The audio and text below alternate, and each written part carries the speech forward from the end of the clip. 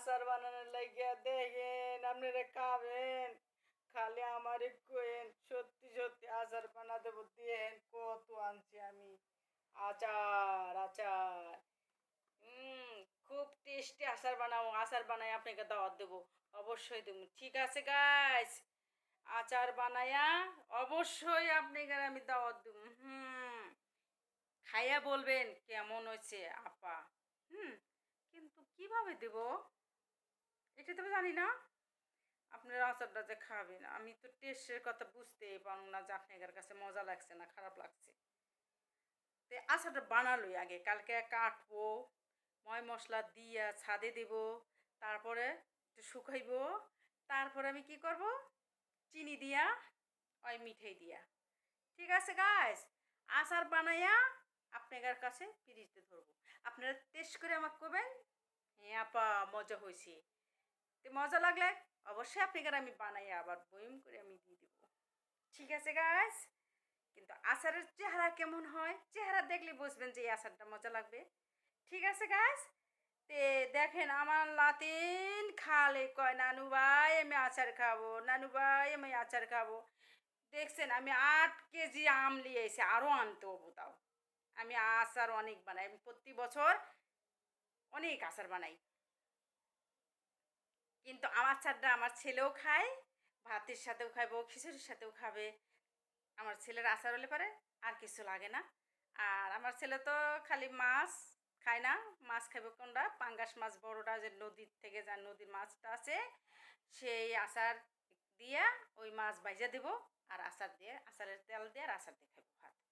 আর মাংস ভুনো করে দিলে মাংস খাবো, গরুর মাংস আর মুরগির মাংস, এই দুটো ছাড়া আমার ছেলে কিছুই খায় না। আর ডিম আর আলু যদি আছে আলুটাও যে করে ভাইজে দিতে হবে গোল গোল করে মাংসের মধ্যে যেমন করে দিয়ে সেইভাবে খালি তেলে ময় মশলা কষায় ওইটার আলুর দম বলে নাকি বলে সেটা আমার ছেলে খাবে।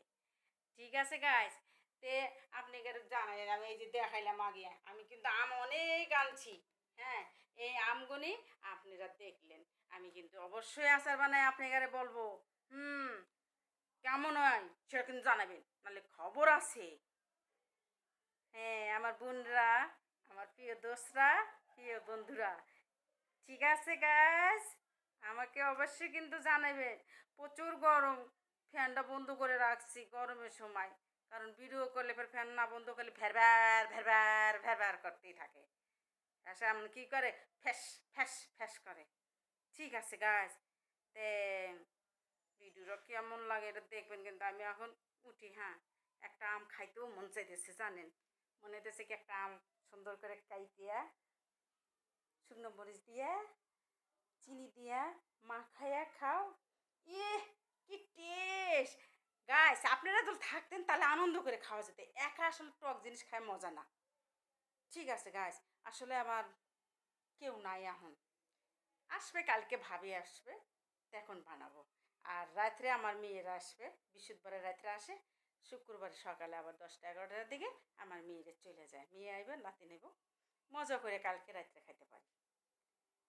তে যদি খাই গাইস আপনাকে দেখা খাবো, আর অবশ্যই জানাবো যে আমরা এই চিনি দিয়া আমটা সুন্দর করে কসকস করে করছি, কুচি কুচি করছি কইরা আপনাকে অবশ্যই দেখাবো। তে টাটা, আল্লাহ হাফেজ।